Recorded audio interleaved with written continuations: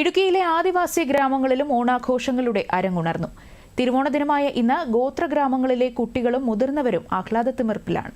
ഇടുക്കി കോമാളിക്കുടിയിൽ നിന്നും ആന്റണി മുനിയറ തയ്യാറാക്കിയ റിപ്പോർട്ട് കാണാം. കൂത്തുപാട്ടുകളും കുമ്മിയടിപ്പാട്ടുകളും മാത്രമുണ്ടായിരുന്ന ഗോത്ര സമൂഹത്തിലെ പുതിയ തലമുറയ്ക്ക് ഇപ്പോൾ ഓണാഘോഷങ്ങളുണ്ട്. പാഠപുസ്തകത്തിൽ നിന്ന് ഓണത്തിന്റെ ഐതിഹ്യം മനസ്സിലാക്കിയവരും പുറസമൂഹവുമായി ഇടപഴകി ജീവിക്കുന്നവരുമാണ് ഇപ്പോൾ ആദിവാസി ഉന്നതികളിൽ ഓണത്തിന്റെ അരങ്ങുണർത്തുന്നത്. എന്നാൽ പുറലോകവുമായി കാര്യമായി ഒരു സമ്പർക്കവുമില്ലാതെ കഴിയുന്ന നൂറുകണക്കിന് ആളുകൾ ഇപ്പോഴും കേരളത്തിലെ വനങ്ങളിൽ കഴിയുന്നുണ്ട്.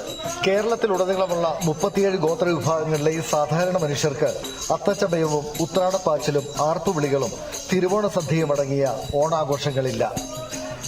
ഇപ്പം ഞങ്ങൾ ഇന്ന് എല്ലാവരും ഓണം ആഘോഷിക്കുന്ന ദിവസം 15 വർഷം മുമ്പ് ഓണം ഇല്ലായിരുന്നു. ഇപ്പം എല്ലാ നാട്ടുകാരെല്ലാം വന്ന് ബന്ധപ്പെട്ട് ഓണത്തിന് ഞങ്ങൾ പഠിച്ച് ഇന്ന് ഭയങ്കര സദ്യയൊക്കെ നടത്തുന്നുണ്ട്. ആരും പണിക്കൊന്നും പോകത്തില്ല. എല്ലാവരും രാവിലെ തന്നെ കുളിച്ചിട്ടുണ്ട്, അമ്പലങ്ങളിൽ വരുന്നുണ്ട്. ഇപ്പോൾ സദ്യ പണി നടത്തുന്നുണ്ട്. ഒരു 2 മണിക്ക് മുമ്പ് എല്ലാവരും കൂടി ഒരു സ്ഥലത്തിരുന്ന് സദ്യയൊക്കെ ഉണ്ട്. എല്ലാം ആഘോഷിച്ച് പിരിയും. ഗോത്ര വിഭാഗങ്ങൾക്ക് ആഘോഷമെന്ന് പറയുന്നത് മൺമറഞ്ഞുപോയ ആത്മാക്കളെ പ്രീതിപ്പെടുത്തുന്ന ചടങ്ങ് മാത്രമാണ്. എല്ലാ വിഭാഗവും ഇത് വ്യത്യസ്ത രീതിയിൽ വിപുലമായി ആഘോഷിക്കും. എന്നാൽ ഇപ്പോൾ ഓണക്കാലത്ത് കൂത്തുപാട്ടിനൊപ്പം ആദിവാസി ഉന്നതികളിൽ ഓണപ്പാട്ടുകളും കേൾക്കാം.